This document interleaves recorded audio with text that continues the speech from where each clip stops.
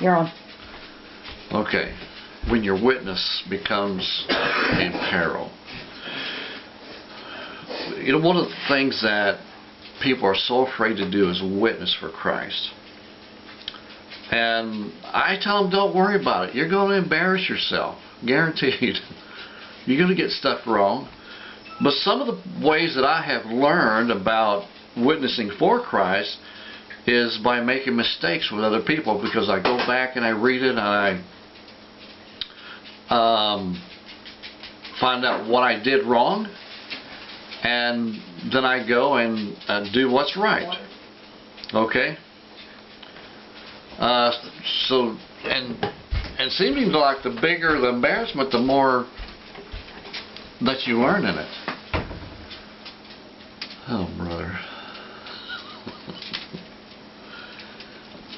Kids, they never grow up.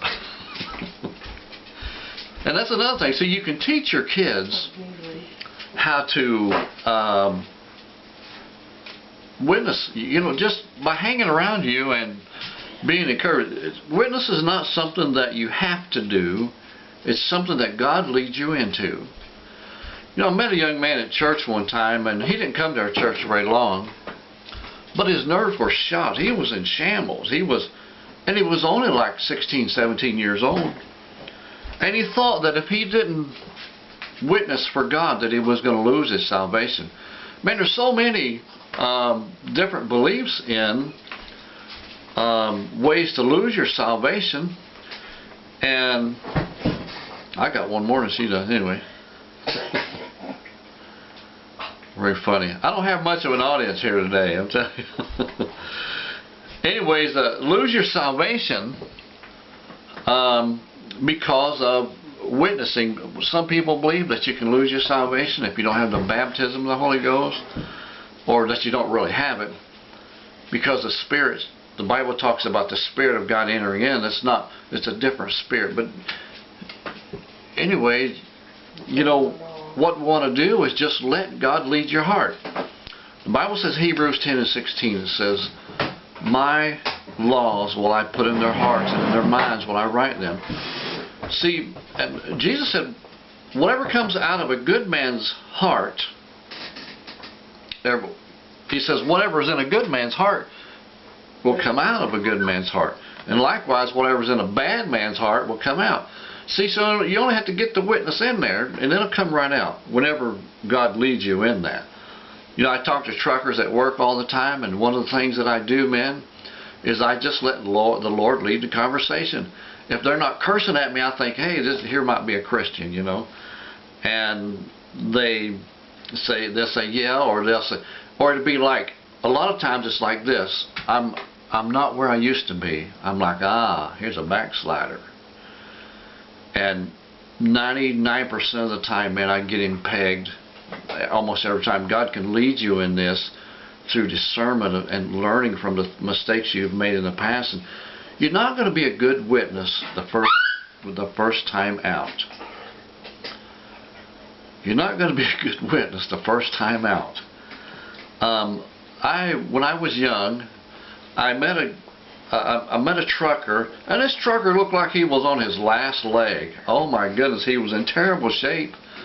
I knew for a fact that this man wasn't going to live another 2 or 3 years, if he was lucky. And I tried to witness to him, and he'd reject me. He'd just walk away, and he kind of wanted to hear some of the things I was saying, but he was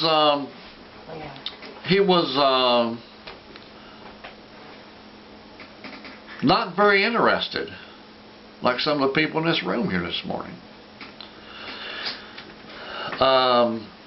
But he would come back, and you know what, man, hell is worth avoiding, no matter what the cost. Heaven is worth seeking after, no matter how much embarrassment it costs you. That's what the Bible says. 1 Peter 5 and 6. It says, humble yourself therefore under the mighty hand of God, that he may exalt you in due time. I tell a lot of young preachers when they're first starting out, I said, don't worry about getting embarrassed when you get up there. I said, it will happen. I said, the first time I ever stood up and said anything, I said, it all came out wrong. I said all 2 or 3 words, and every one of them didn't have made no sense. And you know what? But every time I stood up, God added something to that. Next time I looked a little less foolish. I mean, it took a while for me to actually start giving out useful information. And you know what, man? I have fought spiritually for years. Even now when I stand up and I talk to people, or even when God moves me into the area of preaching, not everybody agrees with me. You know what? You're not preaching to those people that don't want to agree with you. You're not witnessing to those people. You know, turn around and walk away. Don't even have to worry about those folks. You are not accountable to those kind of people for your witness. If somebody don't want to hear you, the Lord said it like this. He says, I have not come for those who are not sick. But he was saying there, I have come for those who realize they need a Savior. That's what he was talking about. He says, only the sick need a physician. If you don't realize that you're sick, then how are you going to know you need a doctor? There was a man who had a broadcast on the radio. He was getting all kinds of attention, and he was talking about the subject of cancer, how sin is like a cancer. You don't know it's there. You don't know when it sneaks up on you. You don't know when it begins and it starts from a little bitty clump of cells all the way up until destroying your whole body. And that's exactly the way sin is. And the man just kept on talking about this and kept on talking. He was getting all kinds of views from the audience and all kinds of attention, but some of the people began to complain. And right in the middle of his glory, they shut him off. because his witness was so strong that it was bothering even the sinners, the ones that didn't want to hear it. It was just like Jesus when he was talking to the scribes and the Pharisees, the Jews of his day. The Bible said that they rushed at him one time and they tried to take him and throw him headlong over the edge of the cliff and kill him. But the Bible said that Jesus just disappeared right out of their hands. And the Bible said he walked through the crowd and they didn't even see him. I wonder who they threw over the cliff. Probably a bunch of their friends. That would be good. Not really. And the prophet Stephen, they done him the same way. The Bible said that he preached to them. They were so pricked in their heart that they became so angry and upset that they stoned him. They picked up stones and they stoned him to death. Acts chapter 7. But now we're going to get, if you witness to people, you're going to get to a place where you'll make people upset. If they get upset, turn around and walk away. Don't even worry about it. You know, I was witness to a guy, and a friend of mine actually, in Walmart. Oh, he was embarrassed to death. Oh my goodness, the man, he almost died right there just because I mentioned the Lord's name.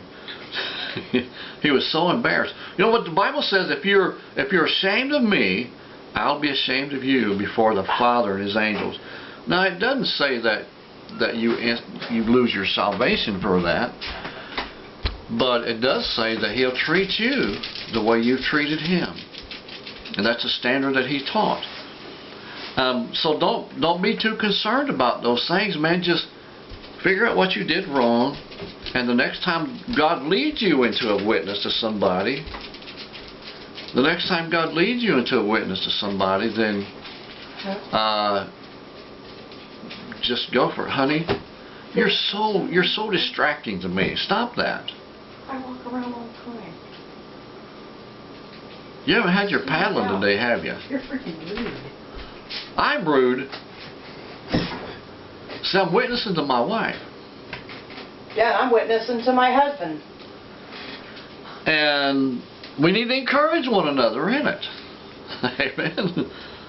So, alrighty. And be encouraged. Do what God leads you to do. Don't leave nothing out. Nothing out. when God leads you to somebody, and if it seems like everybody around you is going to be embarrassed except for that one person, man, go for it. Go for it. Do your best. Because after all, this world is not our home. We're just passing through. Our treasures and our hopes are laid up beyond the blue, just like the song says. This life is not the place we're going to spend forever, but over there we will. So say what is necessary to the people that you know need it real bad today. Save them from the embarrassment of standing before Christ on Judgment Day saying, "Depart from me, you worker of iniquity, for I never knew you." All right, God bless. Thank you for joining me. See you next time. Another great message right here, Cross in the Middle Ministry.